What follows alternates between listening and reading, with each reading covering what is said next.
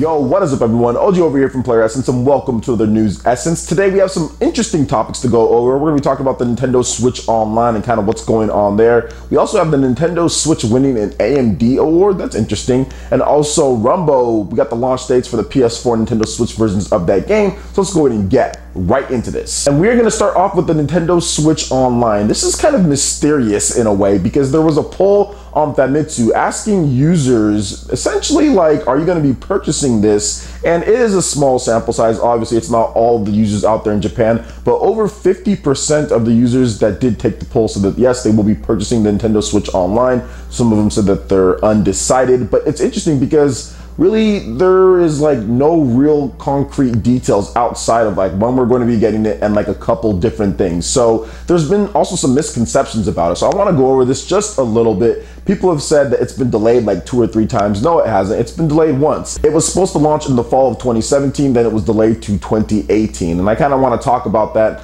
and what's going on there. So let's go ahead and get into some of the details just so we kind of know what the Nintendo Switch Online is all about. The biggest draw to this online thing, or at least I think why most people are going to buy it, is because you need it to play online play. It locks it behind that paywall, which is the main draw of online play in all the different consoles here. So essentially they talk about the app, they talk about inviting friends and voice chatting and things like that. But also the game selection, that's also another big thing here, where subscribers will be able to get to download a compilation of classic titles with online play, such as Super Mario Bros. 3, Balloon Fight, and Dr. Mario. And they have 3 different tiers. You have 1 month, 3 month, and a 12-month, and depending on where you live, there is going to be the different prices for that. So essentially what you get with the Nintendo Switch Online play is that you get online gameplay, Nintendo Switch Online app, which is for the phone, which I would think that they'd have to change that to where it's actually just basically voice chat and everything on the system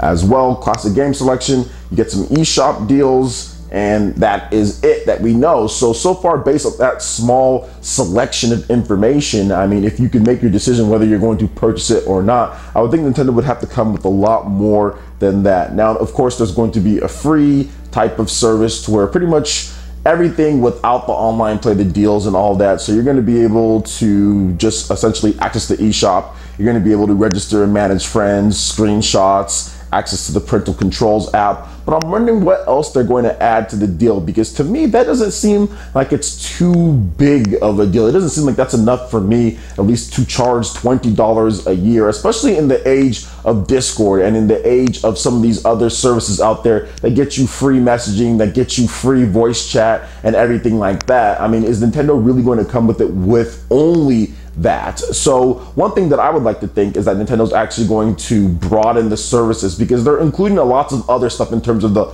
online services. They're pretty much including anything that you do with an online. They talked about the eShop deals, they talked about stuff like that. So I would think putting in like themes, and also not having to where you have to be part of the Nintendo Switch Online to buy themes, but if you were part of it, maybe you get some special themes once a year or twice a year. You get some special free themes, or maybe you get some deals on some themes as well, or maybe you can unlock special ones. So that's the thing that I was thinking about in terms of expanding the scope. Now, we talked a little bit about voice chat, and this is basically just like, people have talked about this a million times. I've already talked about it a lot, but I would think that they're talking about the online app and saying that, okay, well, the online app is going to be part of the online. But at the same time, I do think that they need to make sure that it's also on the system, which we've already seen with Splatoon 2. We've had multiple people talk about that already, that the voice chat is actually already enabled on there. It's just being blocked one way or another. So I think Nintendo is actually going to open that up to where you have the online app, and then you also have the Nintendo Switch itself to where you can have the online. And I think that the app is just not very good. Even at this point, they would have a long way to go to get to where Discord is. And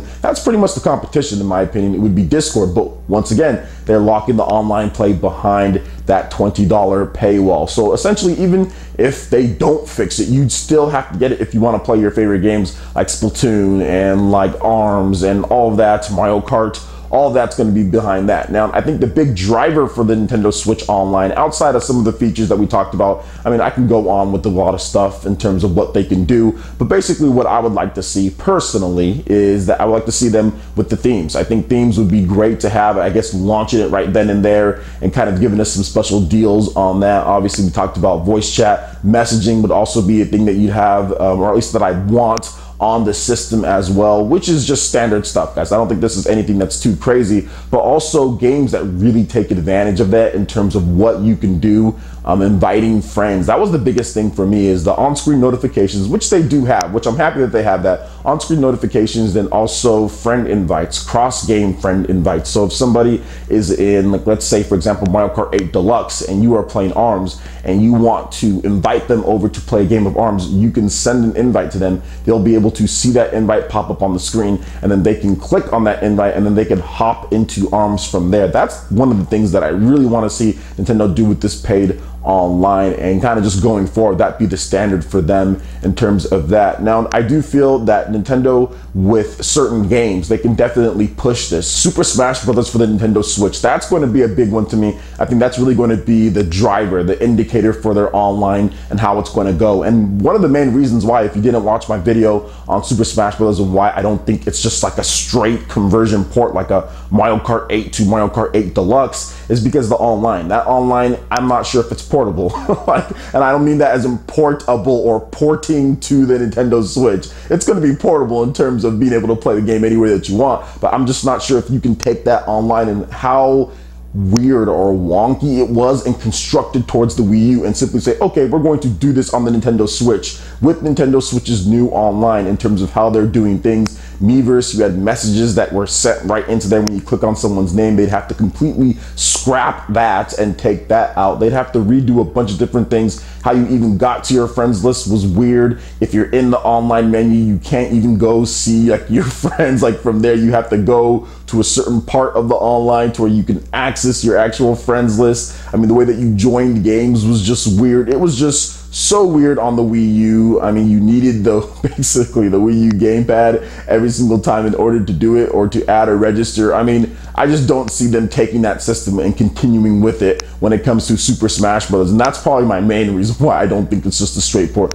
That has to be completely redone and tuned towards Nintendo's new online. So I think that's probably going to be the driver, and hopefully we really see what's going on with the online, and Smash Bros. Launches alongside it, or at least next to it in some capacity, to really kind of drive that momentum. So those are my thoughts on it. It's just kind of my quick rundown as far as what I think, what they're doing, what else we would need to see. And I think that $20 a year, I mean, I would rather pay nothing for it, obviously, but you have to, I guess, get better servers and all that, and get better service. So therefore, you're paying for it. But at the same time, I do think $20 a year is pretty cheap compared to the other competitors out there. So we'll see what Nintendo has to offer for us this September. So what do you guys think about the paid online? What games do you think are going to be the drivers for that, outside of what Nintendo already has? Because Nintendo already does have like Splatoon and Mario Kart and ARMS and a bunch of other games that can drive the online. But what else do you think Nintendo's going to do to add towards it outside of Smash Brothers? Let me know your thoughts in the comment section below. All right, and moving to the next article here, Nintendo has won an AMD award. They might not be going with AMD when it comes to their graphics, but they have won an AMD award. So the Nintendo Switch wins the grand prize at the 23rd AMD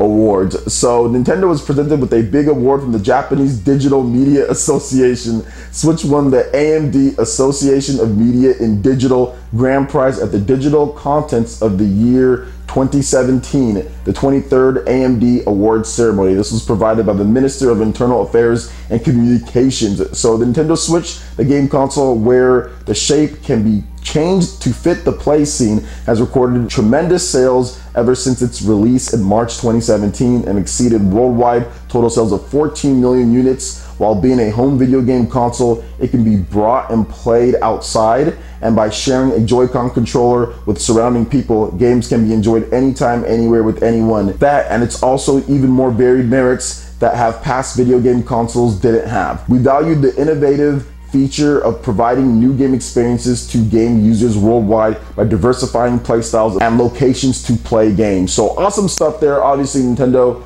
has kind of struck gold with the Nintendo Switch. I mean, they're doing everything right so far when it comes to most of the things. Obviously, there's some areas that they're going to tune up, and every business can tune up. That's just normal in order to get better at things as you go along. But I think that now that Nintendo has the blueprint in terms of how to go forward with their business, like what they're going to do, not sure anything's going to stop them. They have the franchises, they have the people in the right spots in order to lead them. They have everything. They have everything that you would want from a company in order to kind of just drive home the great content, right? They have game developers. They're pretty much the most game-centric company out there. Nobody values more of the gameplay, game mechanics, and focusing on games than Nintendo. I'm not sure if there's any other company that does that as much. Nintendo is just now actually starting to branch out and go into other places, you know, in terms of outside of gaming, but they're pretty much so hardcore and focused on that. They have the teams, obviously they have a bunch of great teams. Heck, we haven't even seen a lot of their teams in terms of what they can do to their full potential yet. I don't think Monolith Soft is there. I don't think Next Level is there. Retro Studios barely makes games. I mean, for the most part,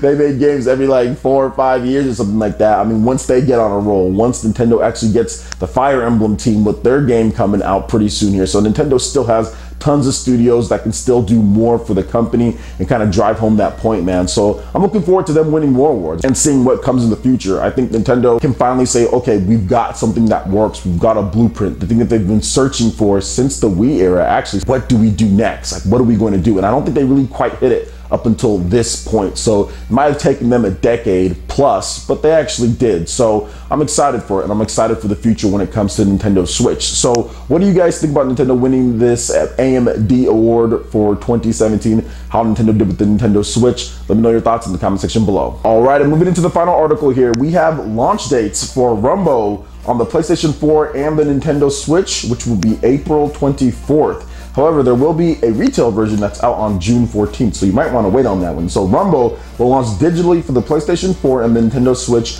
on April 24th, and at retail on June 14th. Publisher Head Up Games has announced the retail version, which is dubbed the Deluxe Edition, will include all the game's downloadable content in addition to physical goods that will be announced at a later date. Now, Runbow will feature 8-player local multiplayer on the Nintendo Switch, as well as 4-player local multiplayer on the PlayStation 4. All multiplayer modes can also be played by up to 9 players simultaneously online. Now, if you don't know what Runbow is about, there's a bunch of information. You can check out the links in the description below. You'll be able to find out more about what Runbow's about. But it's good to see this game finally come over to the Nintendo Switch. They're doing a physical edition. People always complain about, oh man, there's no physical edition, even for smaller independent games, which is really tough for them to do physical editions. But we're getting one for this one. So if you do want that, make sure you wait, because it is coming out April, so you will be able to get it next month if you want it digitally. But for those who want a physical edition, you're gonna have to wait till summer, wait till the mid-June or so, June 12th. You'll be able to pick that up then. And it's just another great game to add to the library. And 8 players, you can play locally 8 players. I don't know anybody who's gonna be able to have 8 people over to play that, but you can also play it online. So I'm loving the fact that they're giving you the option to play offline or online, because it's going to be tough to get 8 players together to play a game like Runbow. It's not like it's like Fortnite or something like that, something super popular. It's Runbow. So what do you guys think about this overall? Did you guys play the game originally on the Wii U? Did you get the 3DS version? Are any of you guys planning on picking it up on the PlayStation 4? Let me know your thoughts in the comment section below. All right, Ninja, that wraps it up for this video here. Go ahead and check out the links in the description below. We've got Facebook, we've got Twitter. Go ahead and give us a like and a follow on our social media. It really helps us spread the content of PlayerSense across the interwebs in addition to YouTube. Also, make sure you check out our Patreon, Twitch, and YouTube live gaming page. Consider supporting PlayerSense. When you do so, it gets you access to all sorts of cool benefits, perks, rewards, and emotes via YouTube sponsorship. So check out the links in the description below and consider supporting PlayerSense right here on YouTube. Hit that like button if you did like this video. Lets me know you guys want more content like this going forward in the future. And subscribe to PlayerSense for the latest RPG, Japanese, and Nintendo gaming news. Thank you so much for watching. I'll catch you in for the next video. Peace.